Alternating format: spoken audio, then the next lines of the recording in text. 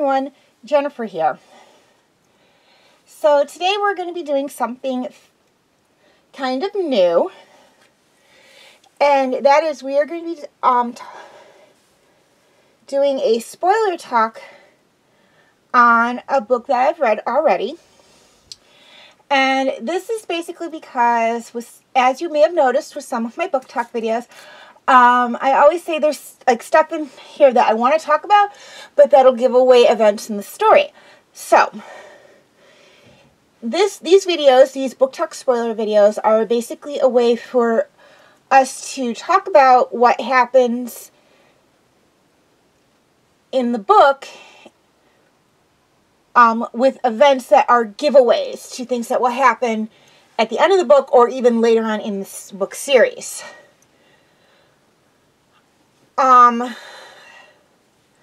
So, the first book I will be doing a spoiler video on is a book that I obviously have done a book talk video on. And that book is Through Wolf's Eyes. Now, before we get started, I would just like to say one thing, and that is if you have not yet read Through Wolf's Eyes, or if you are currently reading Through Wolf's Eyes but you are not yet finished with it, please stop watching the video as of now, because we are going to be covering things that will give away events in the story.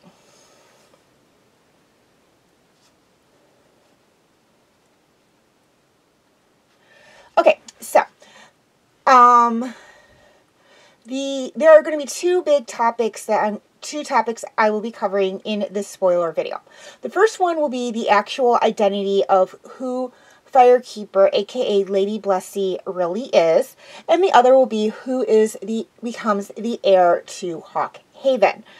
The first one is that Lady Blessy is not who everyone in the story believes she is. She is not the granddaughter of King Tedric, if that's how you pronounce his name. She is actually the granddaughter of one of the palace servants, Holly Gardner. And only two people in the whole series know this, King Tedric being one and Darren Carter being the other. Now, King Tedric knows this because he grew up with Holly Gardner. He knew her when she was the same age as Firekeeper, or Lady Blessy, however you want to call her. So, and I believe, it's been like almost 2 books since I've read this book, I believe he actually states to Darren Carter that Blessy, or Firekeeper, actually looks a lot like Holly Gardner when she was that age. Plus, he knows that natural talents run in Holly Gardner's family, be it talents with plants, like what Holly Gardner and her son, or grandson, whoever the current head gardener is, possess, or those with animals, like what Lady Blessy or Firekeeper possess. And this talent is what allows her to communicate with the royal beasts. She can't communicate with other animals like she does with the royal beasts. I mean, she knows how to get them to do what she wants, be it animal language, but she can't actually hold a conversation with them.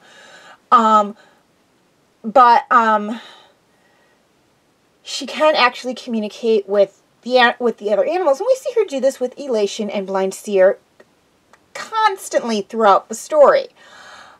So that's how King Tedric knows who her identity really is. How Darren Carter knows who her identity really is that the king tells him. Now,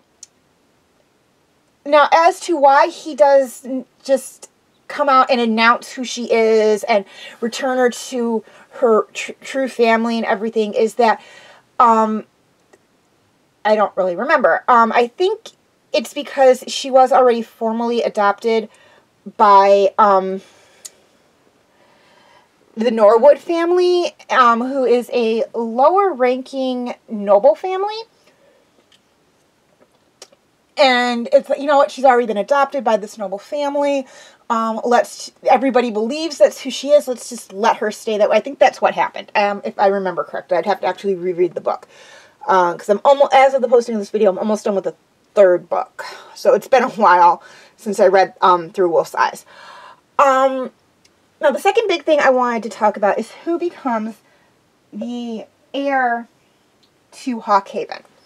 Now, the heir that is chosen is Sapphire Shield. Now, I'm not going to say that the author made a terrible choice with picking Sapphire as the heir. I'm sure she had her reasons. Now, the reason I would not have picked Sapphire if I had written the story, and this is just my personal opinion, is that A, the way Sapphire is depicted throughout a good chunk of the book is very selfish and very self-centered. She does not like Firekeeper or Lady Blessy at all when she's first introduced. She actually sees her as a rival for what she seeks as, excuse me, as the throne, which she is. And she doesn't like the fact that Firekeeper or Lady Blessy, however you want to call her, doesn't seem to understand the way things are. She looks at things through an animal's lens, which she would. She was raised by the wolves. It doesn't mean she doesn't understand what's going on. She just views them differently. She views them from the way a wolf pack would do things, not the way people would do things. And there's really not that big of a difference. She understands what's going on. She understands ranking and everything. She just may use different terminologies when referring to things. Also, in the good chunk of the book, Sapphire comes off as very snobbish. She believes that everything she has is better than everything Firekeeper has because she is of one of the great houses, and Firekeeper, despite being portrayed and thought of by everybody as the king's granddaughter, has been adopted into a lesser house and doesn't have all these great things, and she kind of resents the fact that she has this peregrine falcon that is bigger than her peregrine falcon, or, you know, whatever her hunting bird is, and she doesn't like that, and she comes off as very, very snobby and very, very prideful. She actually gets herself into trouble with some of her pride, when they're at the twin towns of,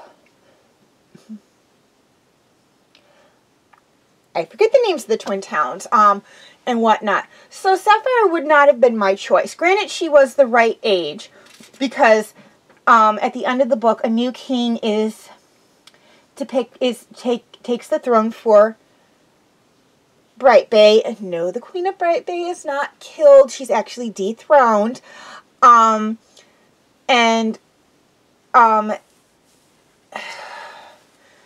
person who was referred to throughout the first book as the Pledged Child actually takes the throne. He has 4 children, twin girls, and 2 sons. And his son is right around the same age as Sapphire, but he's also right around the same age as Lady Blessy or Firekeeper, and also Elsa. Now, of the 3 girls that are of the right age to marry the elder son of King Alistair, or Alistair Seagleam, Elsa and Firekeeper would have been my top 2 choices, basically because I just did not like Sapphire. I did not like the personality that they portrayed with her, and then again, I didn't like her mom. I didn't like her mom in this book. I didn't like her mom in the second book very much, and I really don't like her mom in the third book, but we will get into that later. But it would have been Blessy or Elsa, who would have been my top 2 choices for that, because they are of the right age.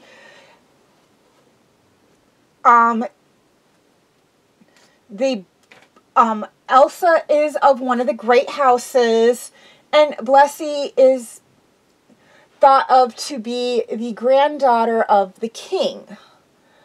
And she's a member of one of the lesser houses, which it still makes her nobility. Now, Elsa, I understand why Elsa was not chosen as the heir, both within the story, with the characters making the choice, and with the author making the choice. Elsa is an only child. She has no brothers or sisters to take her place as the heir of the barony that is her family's if she becomes the crown princess. So that's actually why Sapphire was chosen, because of the 3 girls that are of the right age, she was the only one who is a direct descendant of the king, and it has actually brothers and sisters to take her place if she becomes the crown princess. Blessy, while she has adopted brothers and sisters through the Norwood family, she is not of the king's family. But I still think she would have been a better choice than Sapphire, but I get why the author didn't go that route, because it would be impossible to send Firekeeper on these adventures she goes on in the other stories if she was the crown princess. So I did get that. Now, I said I would talk about another reason, about Sapphire a little bit more, and again, I mentioned that I do not like her mother at all. And the reason being is that Hawkhaven doesn't like magic. They have people who can work magic, but it's very, very subtle, and they don't actually call it magic, they call it talents. You see, Firekeeper being able to communicate with the royal beasts and communicate somewhat with the other animals, and actually do a good job working with the animals. You see her grandmother, who she doesn't know is her grandmother, has an amazing ability with plants. And you see Sir Jared Sircliffe, or as he's more commonly referred to in the story, Doc, has this amazing ability to heal people. Now, it's very, very subtle, and it's not referred to in Hawkhaven as magic. It's actually referred to as talent. Blessy, or Firekeeper, has a talent with animals. Holly Gardner has a talent with plants. Doc has a talent to heal. They don't refer to it as magic. But Melena, or Melinda, or however you say her name, she does possess magic, and she openly uses it on people, and particularly her children and her husband. And people call her a sorceress. People in Hawkhaven who fear magic refer to her as a sorceress. And she uses that to get what she wants. So, was Sapphire being chosen as the crown princess really the king's doing? Or did her mother kind of influence the king's decision? I don't know. It's not really revealed in the books, or at least not in any of the books I've read. I don't know. I'd have to honestly say, based on what I read in the 3rd book, there's a slight possibility, but I'm not 100% sure on that. And we will talk about that when we get to the 3rd book, I promise. That'll probably be in the Dragon of Despair spoiler video. But Melena just comes off as someone who expects to get what she wants and will do anything to get what she wants, even if it means she has to be branded a sorceress to get it.